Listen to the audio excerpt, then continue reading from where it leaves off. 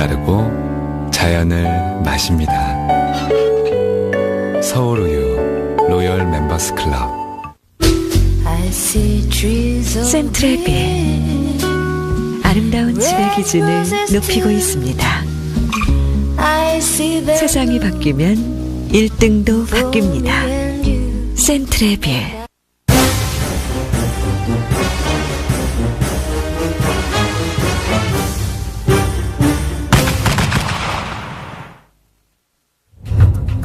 미 전함 텍사스호는 1차 세계대전 당시 세계에서 가장 강력한 무기였지만 2차 세계대전 땐 이미 낡고 전성기가 지난 전함으로 인식됐다.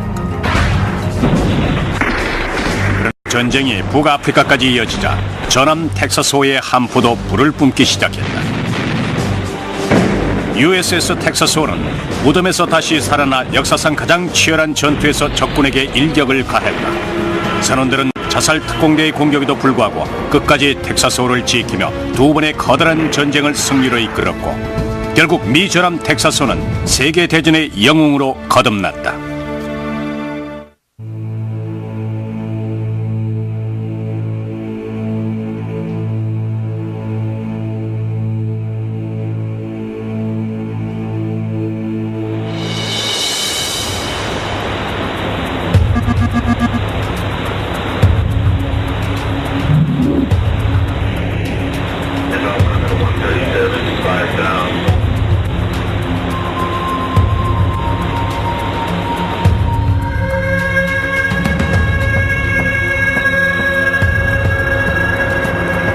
새벽 5시 30분 전함 USS 텍사스호는 프랑스 노르망디 해안에서 11km 떨어진 곳에 있었다.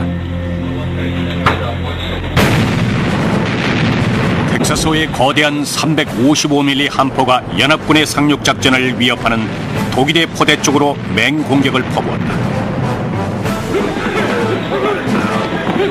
가판 아래에서 선원들은 포탄을 장전하고 발사하고 다시 장착하기를 계속 반복했다.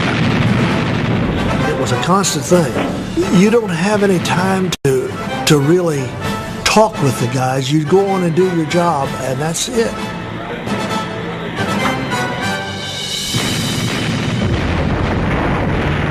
You couldn't hear anything. It just the noise was out of this world.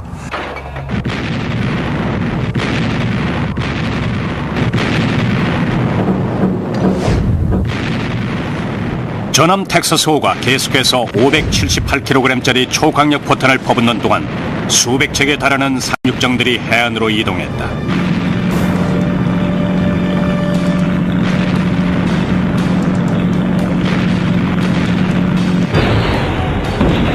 많은 상륙정들이 바다에서 침몰돼 수천 명의 병사들이 목숨을 잃었고 연합군의 대포와 탱크가 영국 해협의 바닷속으로 가라앉았다.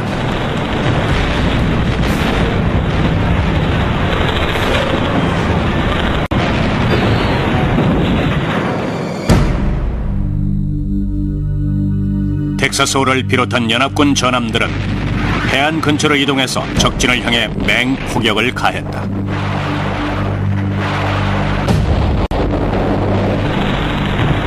오마하 해안에 도착한 병사들은 천천히 전함 텍사스호의 엄호를 받으며 앞으로 진군했다.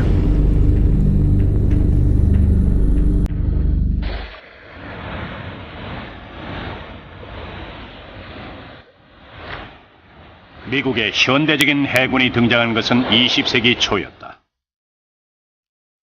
루즈벨트 대통령은 강대국으로 발돋움하기 위해선 대규모 함대와 강력한 해군이 필요하다고 믿고 미 하원과 함께 16척의 새로운 전함을 건조하기 위한 자금 지원에 동의하고 모두 흰색으로 칠한 뒤 위대한 백색 함대라고 이름 붙였다.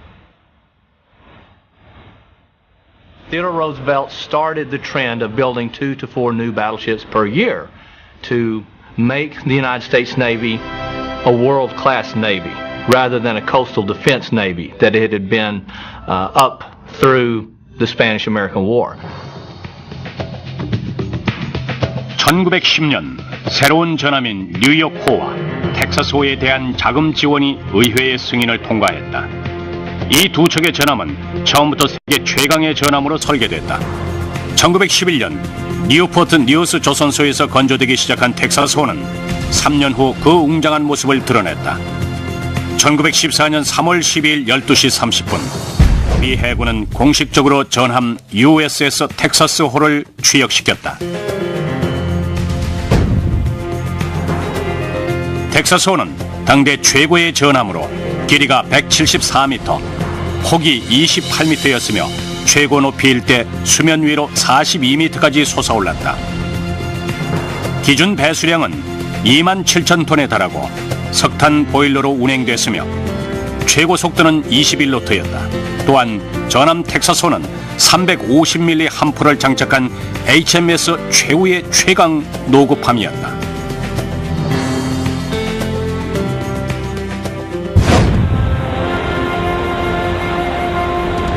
텍사스호의 첫 번째 사령관은 앨버트 W. 그랜트였으며 텍사스호의 승선 인원은 장교와 사병, 해병대를 합쳐서 총 950명이었다. 텍사스호의 선원들은 127mm 함포 21문과 530mm 어뢰 발사기 4문을 포함해서 다양한 무기들을 다루었다. 그러나 텍사스호의 존재 이유인 동시에 텍사스호 선원들의 가장 중요한 역할은 전함 텍사스호에서 가장 무시무시한 무기인 350mm 트윈 함포를 작동시키는 것이었다. 포탄의 무게만 578kg에 달했고 함포의 사정거리는 최고 20km로 해안에서 가장 위협적인 무기였다. The Navy now has the ability to send a projectile 12 miles inland, which will strike a target, leaving a hole in the ground 10 or so feet deep, about the size of a basketball court. So when the Texas was commissioned in 1914, her 14-inch rifles were the largest guns in the world. She was the most dangerous weapon on the face of the earth. 그러나 세계에서 가장 강력한 전함의 위상은 오래가지 못했다. 바로 다음 해 영국 해군은 더 크고 더 빠른 381mm 함포를 장착한 전함을 건조하기 시작했다. 텍사스호가 더 이상 바다에서 가장 강력한 전함이 아니었지만 여전히 매우 위협적인 무기였으며 처음으로 그 진가를 테스트해볼 기회가 찾아왔다. 1914년 4월 21일 멕시코의 항구 도시 베라크루스에서 전쟁이 일어나 22명의 미국인 선원들과 해병들이 사망했다. 대통령은 즉시 전함 텍사스호에게 베라크루스에서 미군의 작전을 지원하고 미국의 이익을 보호하라고 명령했다. When a squadron of American battleships shows up with 14-inch guns, all of a sudden foreign governments start to listen, and it's gunboat diplomacy. 텍사스호는 2달 이상 베라크루스 해안에 머물러 있었지만 단 한 발도 발사하지 않았다. 그리고 긴장이 해소되자 압력을 행사하던 전함 텍사스호는 미국으로 되돌아갔다.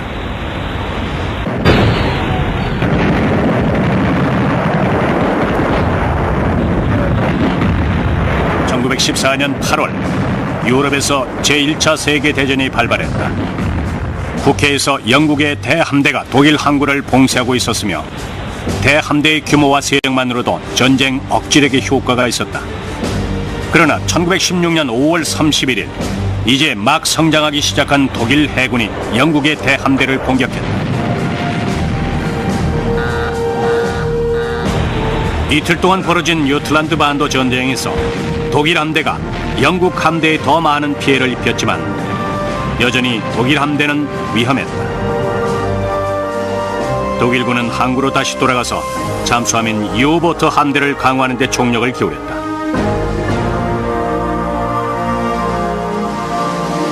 대서양을 지나면서 텍사스호의 선원들은 역사상 가장 큰 규모의 해전에서 살아남기만을 바랬다.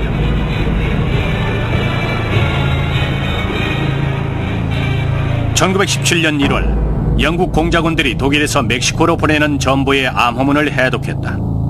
암호문은 독일 정부가 미국에 대항해서 동맹을 맺자고 제안하는 내용이었다. 계속된 독일군의 민간 상선 공격과 함께 영국의 정기 여객선 라코니아의 침몰 소식에 충격을 받은 미국 정부는 즉시 조치를 취했다. April 6, 1917, the United States declared war on Germany.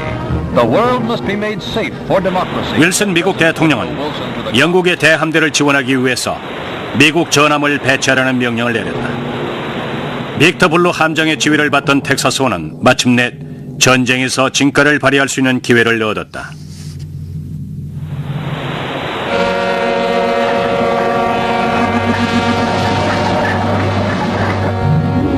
(2월 16일) 수송 함대와 함께 항해하던 텍사스호는 갑자기 나타난 잠수함을 발견했다.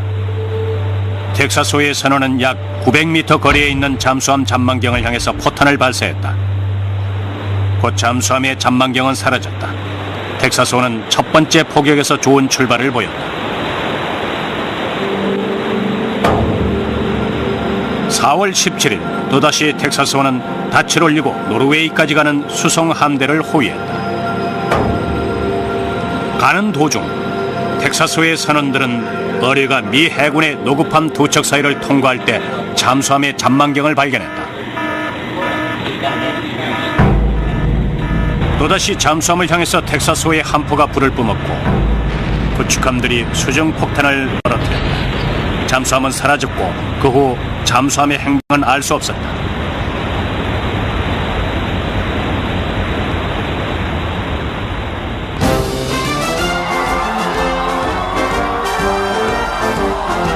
(1918년 11월 11일) 독일이 휴전협정에 서명함으로써 마침내 제1차 세계대전은 끝이 났다.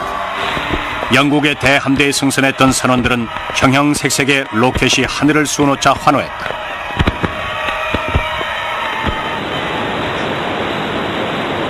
(11월 20일) 영국과 미국의 전함들은 북해로 향했다. 오전 8시 25분 독일의 대해 함대가 연합군 함대 사이를 통과했다. 공식적인 항복의 표시였다.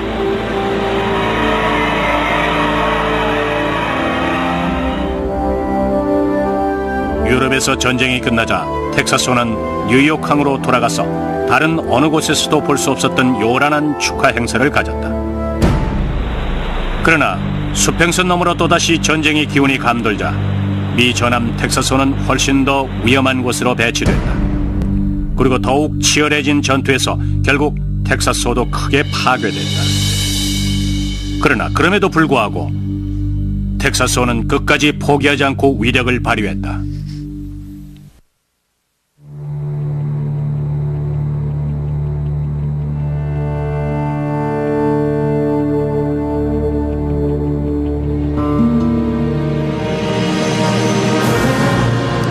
(1차 세계대전이) 끝나고 몇 개월 후 해군 사령관들은 매우 획기적인 실험을 하기 위해서 텍사스호를 선택했다. 쿠바의 관타나모만에 주둔하고 있는 동안 텍사스호의 회전 포탑 위에 거대한 가판이 설치됐고 영국제 쇼비드 캐멀 항공기를 가판 위에 올렸다. 그 후 1919년 3월 9일 해군 소령 에드워드 맥도날의 지휘에 따라서 가판 위에 있던 항공기들을 이륙시켰다.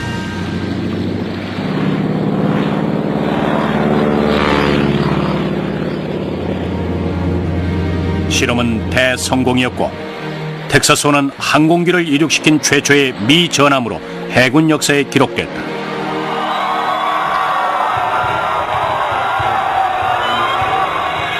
(1차 세계대전) 후 미국과 영국, 프랑스, 이태리, 일본은 전함에 중장 무기를 장착하는 등 놀라운 속도로 무기 경쟁에 열을 올렸다.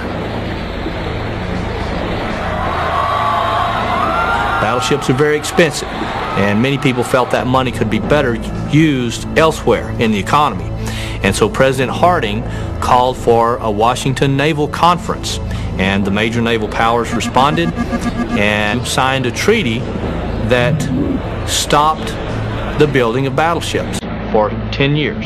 So the Texas and many of her sisters or near sisters from her time period, rather than being scrapped and modern ships being built in their stead, are modernized.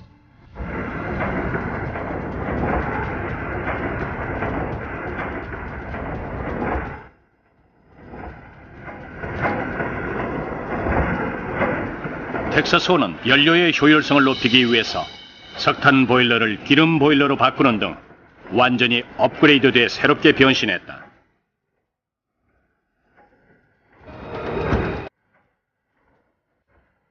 선체로 접근하는 어뢰를 폭파시키기 위해서 새로운 어뢰 방어 장치가 배 양쪽에 장착됐다. 불에 녹아내리는 것을 방지하기 위해서 두 번째와 세 번째 갑판에 장갑용 강철판을 더 두껍게 했다. 1927년 건선거에서 모습을 드러낸 전함 텍사스호는 해군 총사령관인 헨리 A. 와일러 장군이 이끄는 미국 함대의 기함으로 뽑혔다. 헨리 A. 와일리 장군은 1888년에 미 해군 사관학교를 졸업했고 텍사스주를 고향이라고 생각했다. 1927년 11월 8일 캘리포니아주 산페드로에서 와일리 장군은 공식적으로 미 전함 텍사스호의 취역을 선언했다.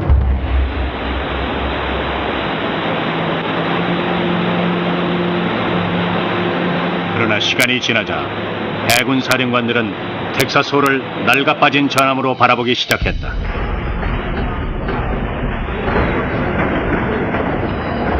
(1932년) 워싱턴 해군 군비 제한 조약이 종료되자 미국은 새롭고 더 빠른 전함과 항공모함을 건조하기 시작했고 1937년 텍사스호는 최신 전함에 밀려서 해군의 훈련 함대에 배치되기에 이르렀다. She was old in an age of newer ships that were coming off the ways. She couldn't keep up with the aircraft carriers, for instance. She couldn't sail as fast as the newest battleships.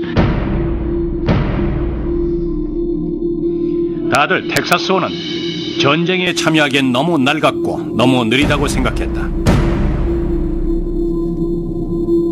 그리고 계속된 불경기 때문에 너무 비싸다고 여겨졌다.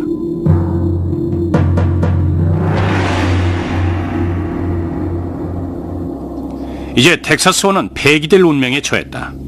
그러나 1939년 전쟁의 기운이 감돌자 텍사스호의 운명은 완전히 바뀌었다.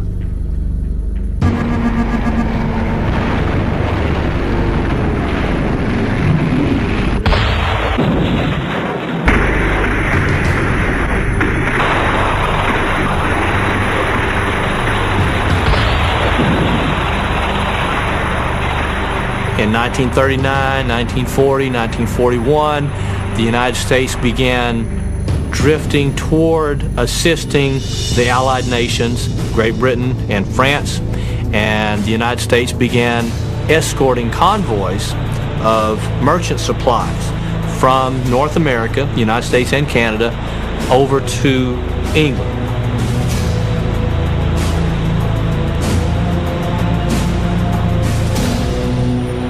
Her relative old age and her position on the Atlantic meant that she would do convoy duty early in the war. Very dangerous duty, though. 1941년 6월 20일 진주만 공격과 미국의 전쟁 개입 6개월 전 독일 잠수함 유보트가 특히 텍사스호의 뒤를 바짝 쫓아다녔다. 몇 시간 동안 독일군은 바닷속에 잠복해 있는 위험을 모른 채 항해하는 미국인들을 조용히 지켜봤다.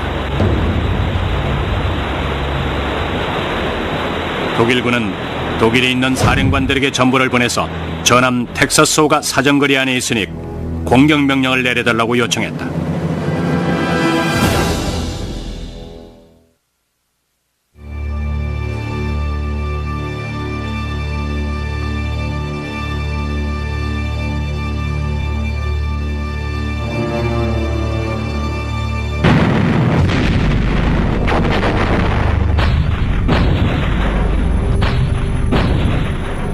이 2차 대전이 발발하자 즉시 USS 텍사스호를 비롯한 미 해군 전함들은 대서양으로 향하는 수송 함대를 호위했다.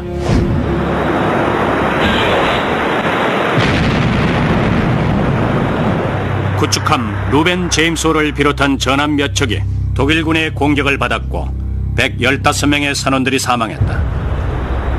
독일군의 반응은 냉랭했다. 그들은 밤에 철도를 따라 건넌 사람들은 누구든지 급행열차에 치일 수 있다고 말하며 비아냥거렸다.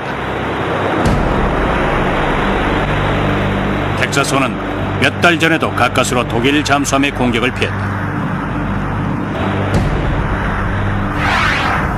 In June of 1941, she was actually stalked by a German U-boat, and the U-boat commander had a set-up shot on the Texas, but the U-boat command in Germany denied him the authority to fire on the Texas because Germany did not want to bring America into the war any sooner than was absolutely necessary. 텍사스호의 강철판이 독일 잠수함의 공격에도 살아남을 수 있을지는 영원히 알 수 없었다. 운 좋게도 텍사스호는 그 후에도 여러 번 위험을 모면했다.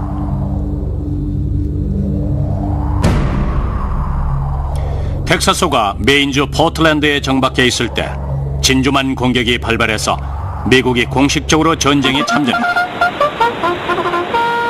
텍사스호의 선원들은 그 후 몇 달 동안 경계 태세를 하고 수송 함대를 호위했다. 1942년 11월 마침내 로이 페프 함장의 지휘를 받던 텍사스호는 방침을 바꾸고 북해로 향하는 공격 함대에 합류했다. 처음으로 전쟁에서 진가를 발휘할 수 있는 기회였다.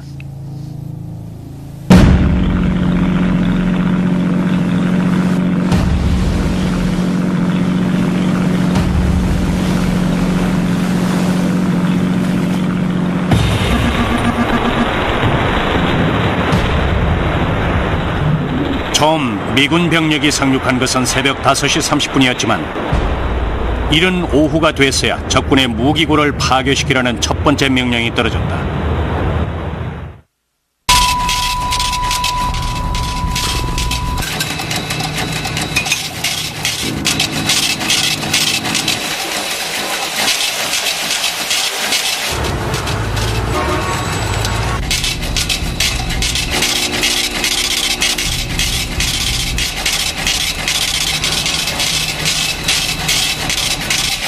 에너지는 당신의 현금입니다.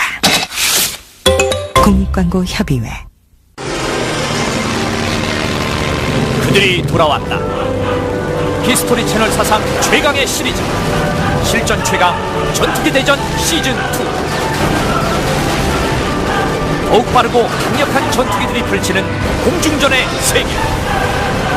실전 최강 전투기 대전 시즌2. 매주 목요일 오전 10시, 오후 10시 시청자 여러분의 많은 시청 바랍니다.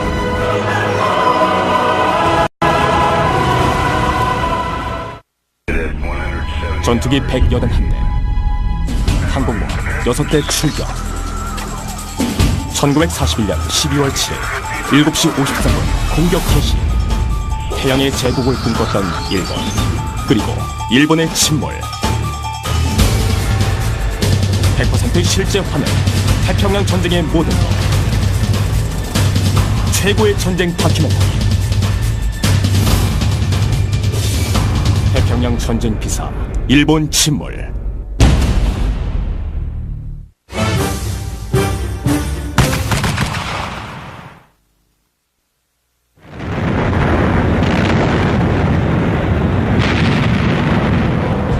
텍사스호가 59발을 발사하고 첫 번째 목표물을 파괴시키자 계속해서 공격 명령이 떨어졌다.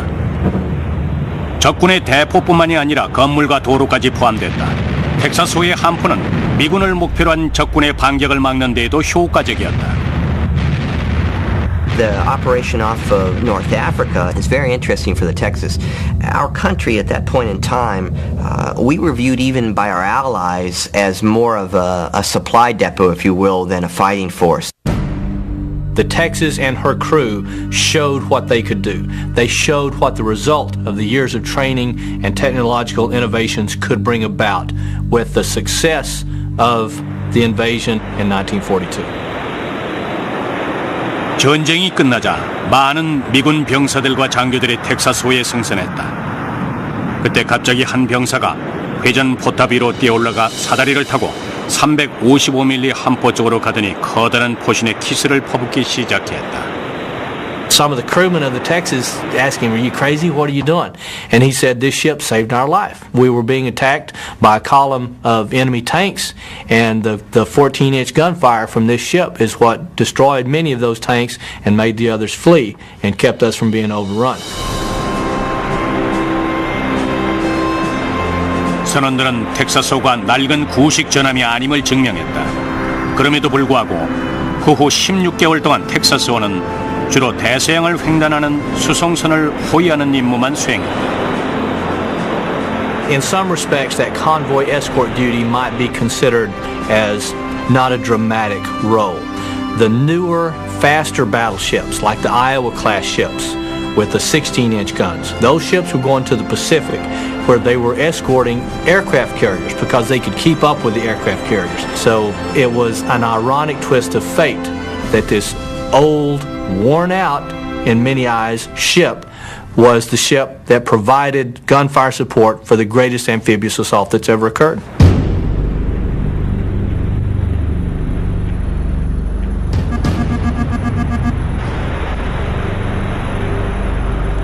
(5월 31일) 오전 8시 D-Day 6일 전 베이커 함장은 USS 텍사스호의 함포 사격 중지를 명령한 뒤에 선원들에게 곧 텍사스호에게 진가를 발휘할 수 있는 일생일대의 기회가 다가오니 준비를 철저히 하라고 당부했다. 이제 텍사스호도 전쟁 참전을 준비하면서 무기를 점검할 때가 됐다. 또한 베이커 함장은 적군 역시 만반의 준비를 할 것이라며 선원들에게 엄중 경고했다. We were a frightened bunch of young men. I was 18 at that time, and most of my Marines, some of them may have been a little below, most of them were just young recruits. This was our first assignment as far as combat, and we were frightened.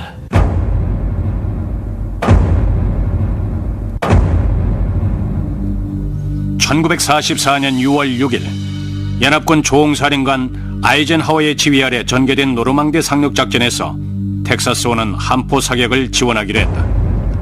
We pulled into Normandy, I think it was around 3 o'clock in the morning. About 2 o'clock in the morning we had a nice roast beef dinner. And we went to our guns and waited for them to tell us. 오마하와 유타 해안에 있는 절벽 위에서 독일의 155mm 대포 6문이 대기하고 있었다. 연합군의 공격이 성공하려면 이 대포들부터 파괴시켜야 했다.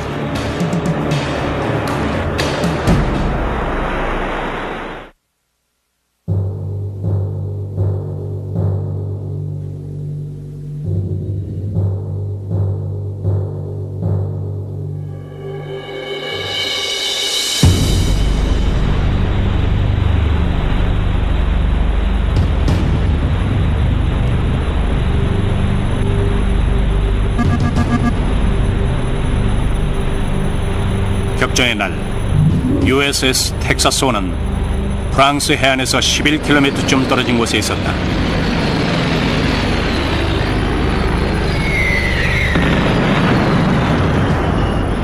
하늘에선 수백 대의 연합군 전투기들이 대공포화의 위험을 무릅쓰고 폭탄과 낙하산 부대를 싣고 프랑스로 향했다.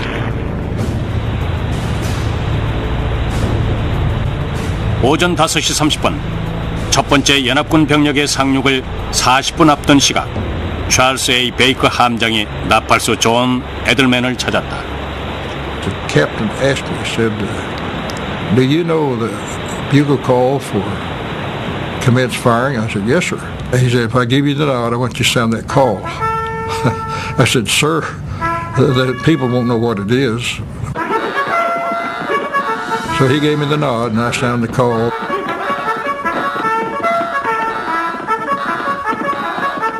Then the officer on the day called General Quarters, and that was the beginning of D-Day for us. And it was an eerie feeling.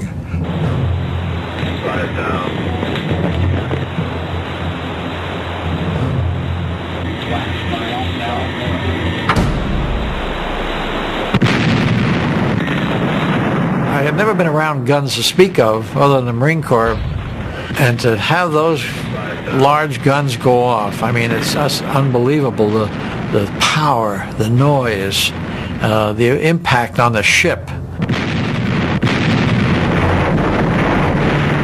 정확히 6시 24분 베이커 함정은 사격 중지 명령을 내렸다. 이제 선원들은 첫 번째 연합군 병력이 노르망디 해안에 상륙하는 모습을 지켜보았다. I saw just hundreds and hundreds of landing craft going in circles, getting ready to go in. And I didn't know it, but a brother of mine was on one of those. He was a colonel in the Army. And it was an eerie feeling.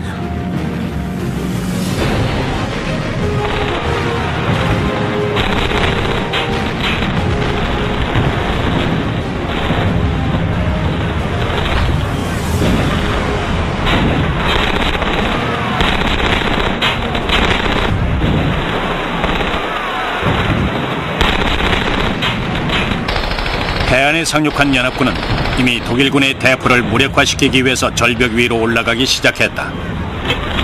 These Army Rangers, teenagers, kids in their early 20s, climbed rope ladders up to the top of this 110-foot cliff with the Germans up at the top shooting down at it. The combination of the gunfire from the Texas and the assault from the Army troops made sure that all German resistance in that area was ended.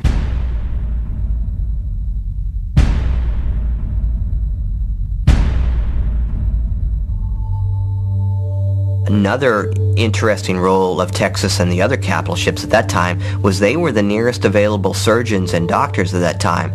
There were no helicopters around, there were no forward field hospitals yet, so men would be discharged from the landing craft, the wounded would be loaded into them, taken to the battleships like the USS Texas. 상륙한 연합군 부대가 계속해서 적군의 위치를 보고하면은 텍사소의 막강한 함포가 적의 진지를 완전히 파괴시켰다. 콘크리트 진지와 기관총 위장막 그리고 포병 진지는 텍사소가 발사하는 578kg에 달하는 포탄을 당해낼 수가 없었다. There was one instance on June the 9th, 1944, in which a number of German tanks were massing for an attack. The Germans realized pretty early on that the range of the 14-inch guns from the Texas was only 11 miles. And so these Germans were preparing their counterattack just beyond the 11-mile mark. And so Captain Baker, the captain of the ship, ordered the engineers to induce a list on the ship.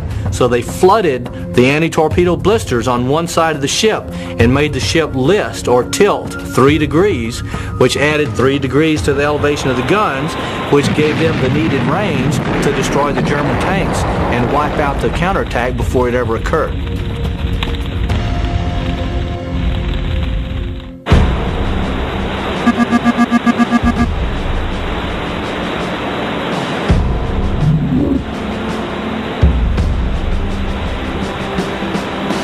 텍사소는 서쪽에 있는 프랑스의 항구 도시 쉐르부르로 이동하라는 명령을 받았다.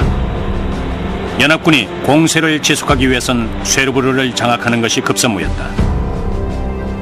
쉐르부르의 포병 중대는 독일군 사령관 어웬 럼멜 장군으로부터 직접 명령을 받았다.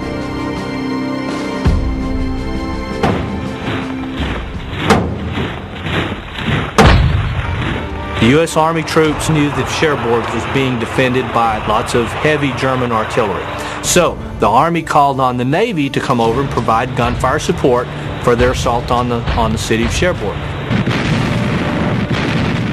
So on June the 25th, 1944, the Texas started firing her 14-inch shells at the German emplacements, and the Germans started firing back at the Texas with 240 millimeter shells 9 inches in diameter. As they're coming at you, you see those things. And is it going to hit you? Isn't it going to hit you? I mean, we're in the middle and the splashes are all around us. I know I was scared. We were all scared. And I heard the blasts of those shells hitting the water and the explosions and so on. Then I got to thinking, well, this could be us. All of a sudden, it got a little quiet. The captain's yeoman, he looked at me and he said, "The next one is ours." And he no more than said that, well, we got hit.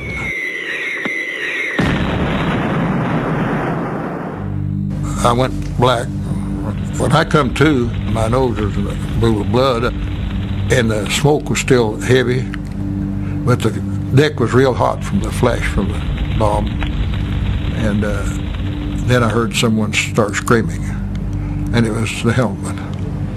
And he didn't live very long.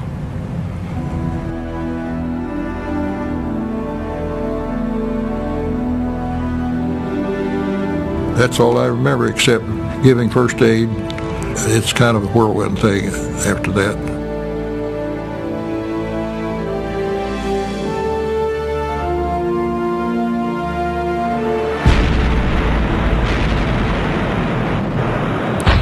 위생병이 치명적인 상처를 입은 조타수를 의무실로 옮기는 동안 베이커 함장은 임시 전투 사령실에서 계속 전투 명령을 내렸다. She was straddled over 60 times by large caliber German shell fire. It's amazing she wasn't hit sooner. Texas was an extremely lucky ship because the damage could have been far, far worse. An American destroyer was hit by those same batteries and lost over 20 men from one projectile. 포탄에 격추된 바로 다음 날, 텍사스호는 영국으로 되돌아갔다. 낡은 전함은 처음으로 전쟁의 맛을 보고 최초로 선원 한 명을 잃었다. 텍사스호는 태평양에서 마지막 임무를 수행하기 위해서 새 단장을 했다. 2차 세계대전 최대의 접전이 벌어지는 곳으로 떠날 때에도 텍사스호의 황금기는 계속됐다.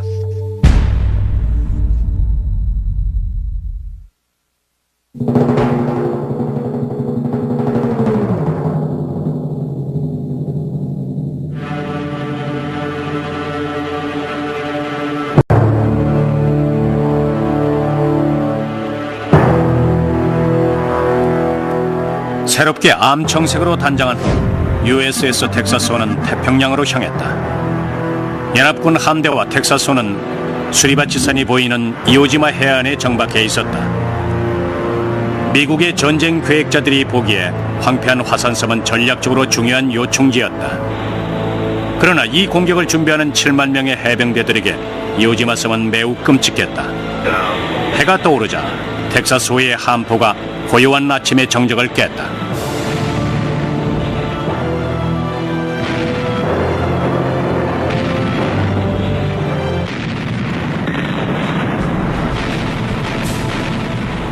다음 며칠 동안 텍사스호는 일본의 총포를 향해서 계속해 포격을 가했다. 베이커 함장은 전함을 해안에서 1800m까지 접근시켰다. 적군의 진지와 대공포화를 파괴시키기 위한 시도였다. We got so close to the island that we could see the Japs run from a cave to a cave. And man, when they did, there was a shell falling right in behind them. So we had gunnery people that knew what they were doing.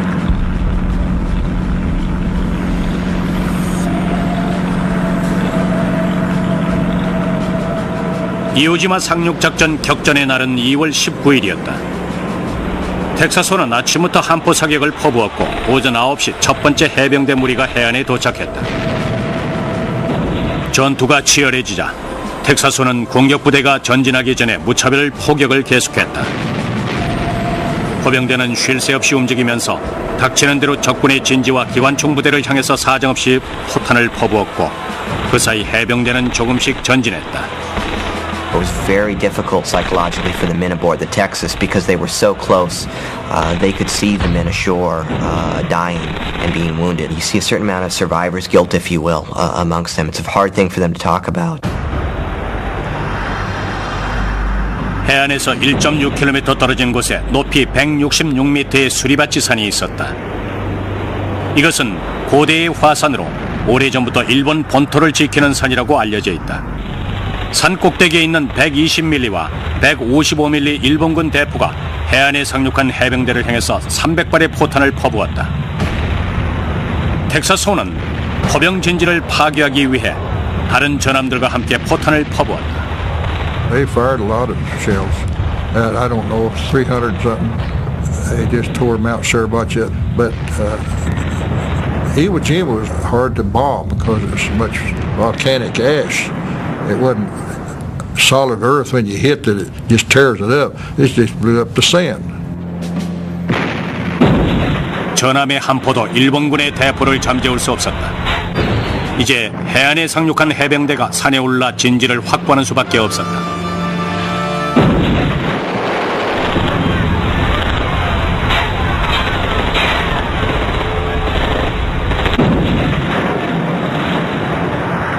한참 후 텍사스의 산원들은 확성장치에서 수리바치 산을 보라는 종군 목사의 목소리를 들었다. We couldn't figure what was going on there. And eventually we saw the Stars and Stripes, or whatever the service edition was, and saw Joe Rosenthal's picture. And it was quite emotional then.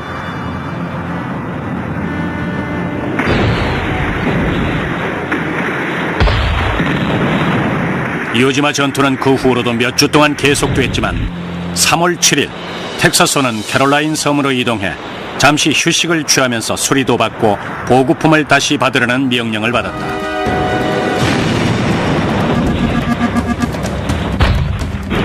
(3월 25일) 텍사스호는 또 다른 적군의 요새에 포탄을 퍼부었다. 이번엔 오키나와였다. (4월 1일) 만우절날 텍사스호는 오키나와 섬의 남동쪽으로 가서 포격을 시작하라는 명령을 받았다. 해안에 주둔하던 일본군은 미 해병대가 상륙할 것에 대비해서 방어 준비를 서두르고 있었다. 그러나 그것은 속임수였다. 미군의 공격은 전혀 엉뚱한 곳에서부터 시작됐다.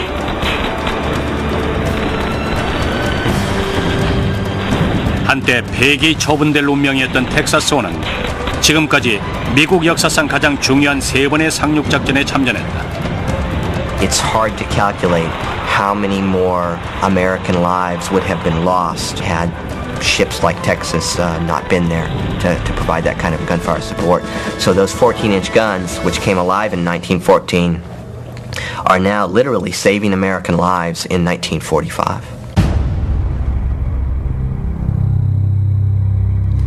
텍사스호의 355mm 함포는 거리면에서도 매우 이로웠다. 텍사스호는 해안으로부터 20km 떨어진 곳에 있었기 때문에 모든 위험으로부터 안전할 수 있었다. 그러나 오키나와 전투에 참전한 텍사스호는 일본 가미카제 특공대의 공격을 피할 수 없었다. That's the frightening part, because these men were determined that they were going to kill themselves in order to kill others. One morning we had 3 attacking our ship. They come over a mountain and come down low. They didn't appear on radar until they come toward the fantail. So right away maneuvered the ship hard left, and we had the whole broadside of the port side to shoot at these planes.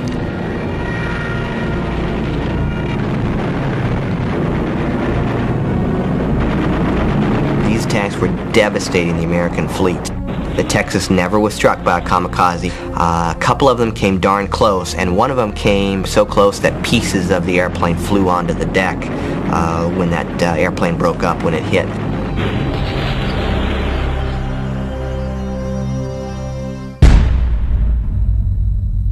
(1945년 8월) 텍사스호는 일본 침공을 준비하기 위해서 필리핀 레이테만으로 갔다. 그러나 8월 10일 금요일 저녁 병사들이 모여서 영화를 보는 동안 갑자기 베이커 함장이 나타났다. The lights came on and the captain said, "This is your captain. The war is over." Well, that was the end of the movie also. Because everybody hurried and we went on the spotlights and everything was, you could go up to the galley and get all the coffee and the bread and the cakes and the pies, and they were just giving everything out.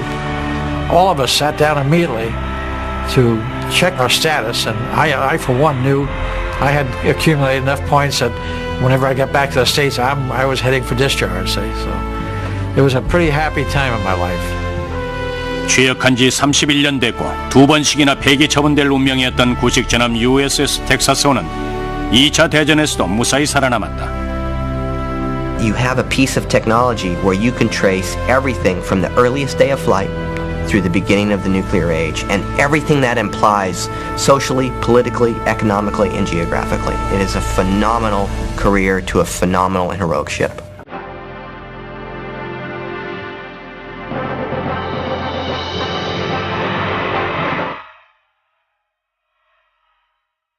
(1948년 4월 21일) 텍사스호는 전쟁 박물관으로 새롭게 단장했다. 그리고 40년 후 1988년 취역한 지 76년 된 텍사스호는 리모델링을 위해서 다시 조선소로 되돌아갔다가 1990년 여름 다시 박물관을 개장했다. 오늘날 텍사스호는 2차례 세계대전에 참전하고 살아남은 유일한 미국 전함이다. I feel real proud of it. You think back how happy you were. We were 390-something days in harm's way. But even at those times, we had happy times. I personally think we had the most wonderful crew. We backed each other, and no matter what it was. We worked together. We had no problems at all. I had experiences that I'd never have. Never even dreamed of having. I hope it floats for 100 more years. It's a wonderful ship. As long as I possibly can, I'll come back to it.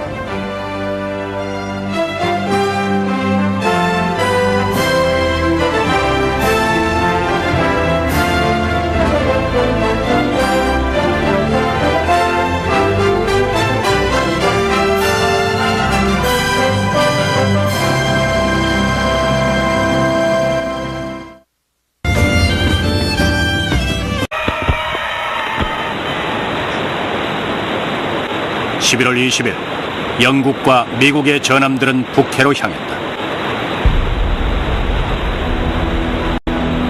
오전 8시 25분 독일의 대해 함대가 연합군 함대 사이를 통과했다. 공식적인 항복의 표시였다.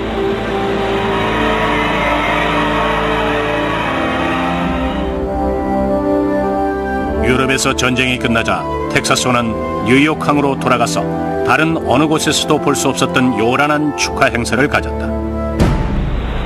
그러나 수평선 너머로 또다시 전쟁의 기운이 감돌자 미 전함 텍사스호는 훨씬 더 위험한 곳으로 배치됐다. 그리고 더욱 치열해진 전투에서 결국 텍사스호도 크게 파괴됐다. 그러나 그럼에도 불구하고 텍사스호는 끝까지 포기하지 않고 위력을 발휘했다.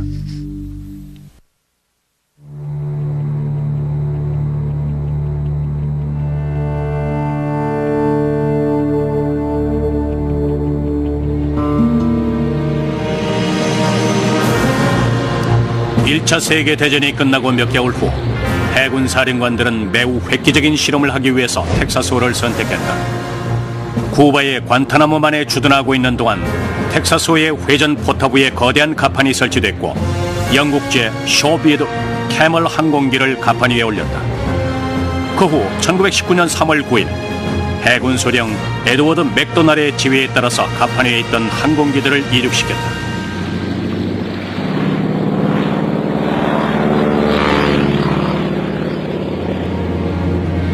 실험은 대성공이었고 텍사스호는 항공기를 이륙시킨 최초의 미 전함으로 해군 역사에 기록됐다.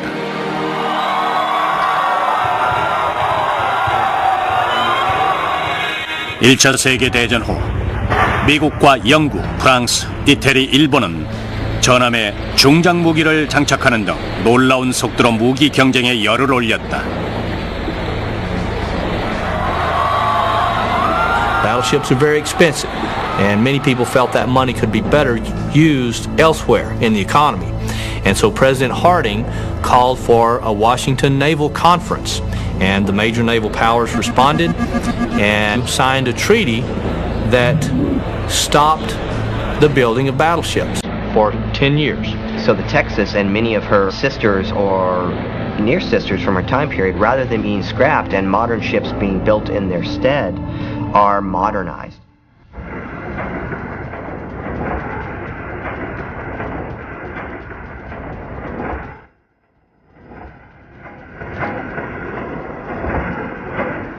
텍사스호는 연료의 효율성을 높이기 위해서 최강 노급함이었다.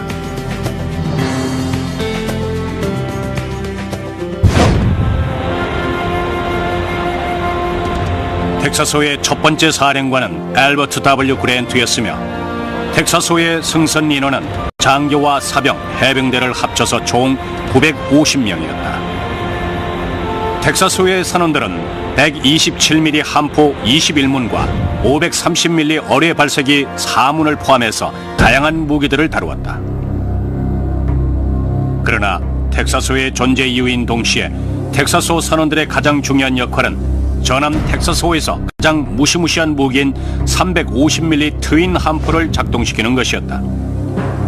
포탄의 무게만 578kg에 달했고 함포의 사정거리는 최고 20km로 해안에서 가장 위협적인 무기였다. The Navy now has the ability to send a projectile 12 miles inland, which will strike a target, leaving a hole in the ground 10 or so feet deep, about the size of a basketball court.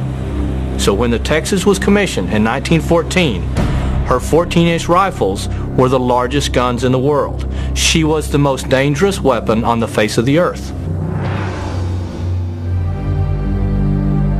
그러나 세계에서 가장 강력한 전함의 위상은 오래가지 못했다.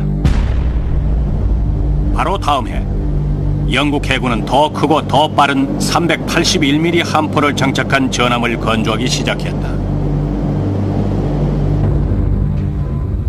텍사스호가 더 이상 바다에서 가장 강력한 전함이 아니었지만 여전히 매우 위협적인 무기였으며 처음으로 그 진가를 테스트해볼 기회가 찾아왔다. 1914년 4월 21일 멕시코의 항구 도시 베라크루스에서 전쟁이 일어나 22명의 미국인 선원들과 해병들이 사망했다. 대통령은 즉시 전함 텍사스호에게 베라크루스에서 미군의 작전을 지원하고 미국의 이익을 보호하라고 명령했다. When a squadron of American battleships shows up with 14-inch guns, all of a sudden foreign governments start to listen, and it's gunboat diplomacy. 텍사스호는 2달 이상 베라크루스 해안에 머물러 있었지만 단 한 발도 발사하지 않았다. 그리고 긴장이 해소되자 압력을 행사하던 전함 텍사스호는 미국으로 되돌아갔다.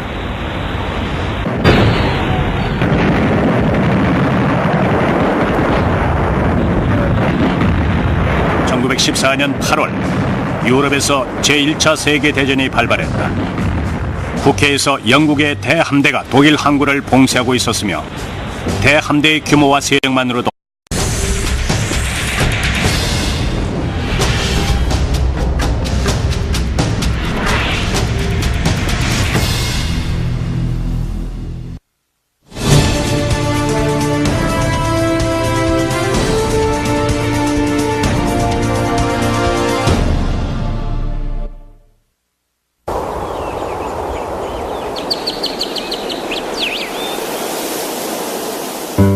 우유를 따르고 자연을 마십니다. 서울우유 로열 멤버스 클럽. 센트럴빌 아름다운 집의 기준을 높이고 있습니다.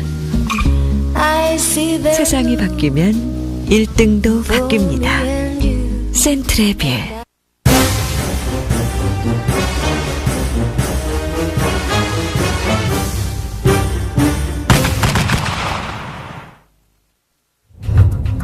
미 전함 텍사스호는 1차 세계대전 당시 세계에서 가장 강력한 무기였지만 2차 세계대전 땐 이미 낡고 전성기가 지난 전함으로 인식됐다.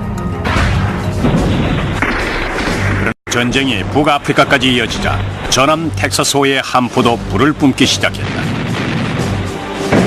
USS 텍사스호는 무덤에서 다시 살아나 역사상 가장 치열한 전투에서 적군에게 일격을 가했다. 선원들은 자살 특공대의 공격에도 불구하고 끝까지 텍사스호를 지키며 두 번의 커다란 전쟁을 승리로 이끌었고 결국 미 전함 텍사스호는 세계대전의 영웅으로 거듭났다.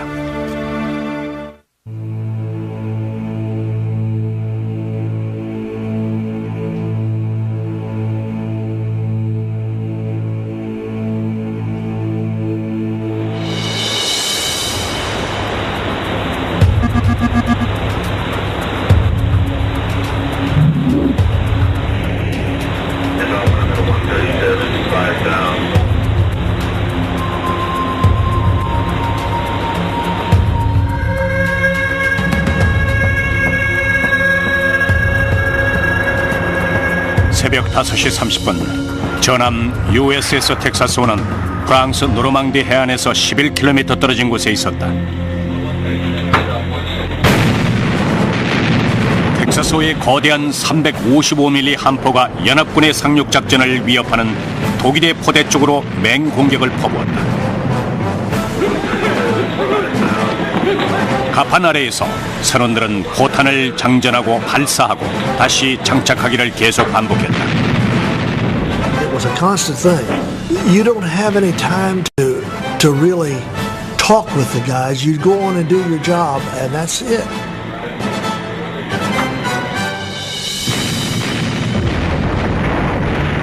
You couldn't hear anything. It just the noise was out of this world.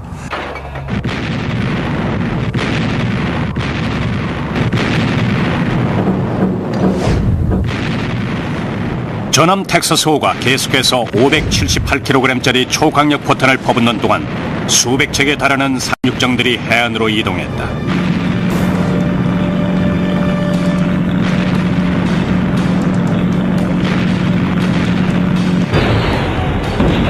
많은 상륙정들이 바다에서 침몰돼 수천 명의 병사들이 목숨을 잃었고 연합군의 대포와 탱크가 영국 해협의 바닷속으로 가라앉았다.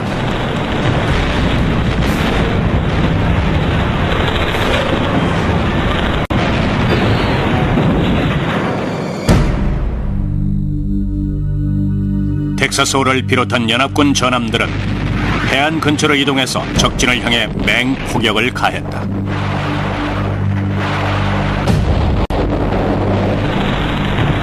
오마하 해안에 도착한 병사들은 천천히 전함 텍사스호의 엄호를 받으며 앞으로 진군했다.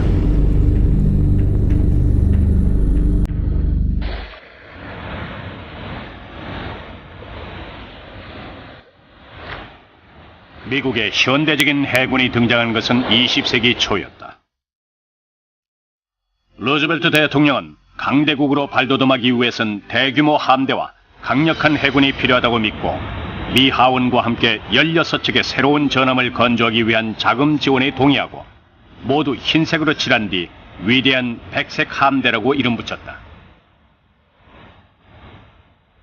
Theodore Roosevelt started the trend of building 2 to 4 new battleships per year to make the United States Navy a world-class Navy rather than a coastal defense Navy that it had been up through the Spanish-American War. 1910년 새로운 전함인 뉴욕호와 텍사스호에 대한 자금 지원이 의회의 승인을 통과했다. 이 두 척의 전함은 처음부터 세계 최강의 전함으로 설계됐다. 1911년 뉴포트 뉴스 조선소에서 건조되기 시작한 텍사스호는 3년 후 그 웅장한 모습을 드러냈다.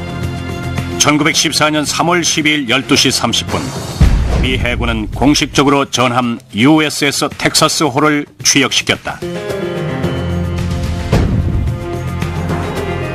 텍사스호는 당대 최고의 전함으로 길이가 174m, 폭이 28m였으며 최고 높이일 때 수면 위로 42m까지 솟아올랐다.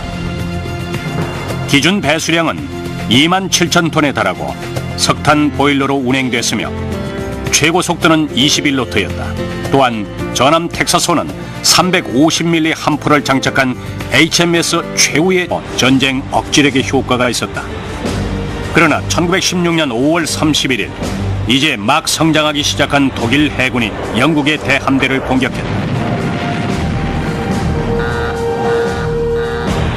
이틀 동안 벌어진 유틀란드 반도 전쟁에서 독일 함대가 영국 함대에 더 많은 피해를 입혔지만 여전히 독일 함대는 위험했다. 독일군은 항구로 다시 돌아가서 잠수함인 유보트 함대를 강화하는 데 총력을 기울였다.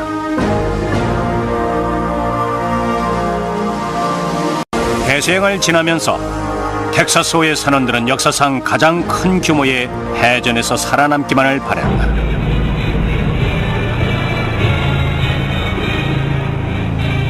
(1917년 1월) 영국 공작원들이 독일에서 멕시코로 보내는 전부의 암호문을 해독했다. 암호문은 독일 정부가 미국에 대항해서 동맹을 맺자고 제안하는 내용이었다.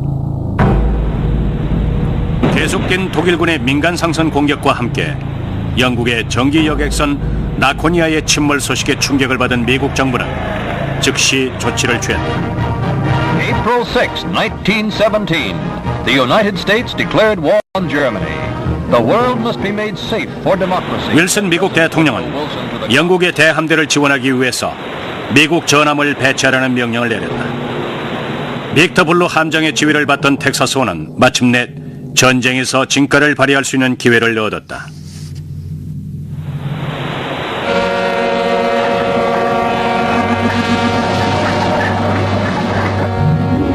(2월 16일) 수송 함대와 함께 항해하던 텍사스호는 갑자기 나타난 잠수함을 발견했다. 텍사스호의 선원은 약 900m 거리에 있는 잠수함 잔망경을 향해서 포탄을 발사했다. 곧 잠수함의 잔망경은 사라졌다. 텍사스호는 첫 번째 포격에서 좋은 출발을 보였다. 4월 17일 또다시 텍사스호는 닻을 올리고 노르웨이까지 가는 수송 함대를 호위했다. 가는 도중 텍사스호의 선원들은 어뢰가 미 해군의 노급함 두 척 사이를 통과할 때 잠수함의 잔망경을 발견했다. 또다시 잠수함을 향해서 텍사스호의 함포가 불을 뿜었고 구축함들이 수중 폭탄을 떨어뜨렸다. 잠수함은 사라졌고 그 후 잠수함의 행방은 알 수 없었다.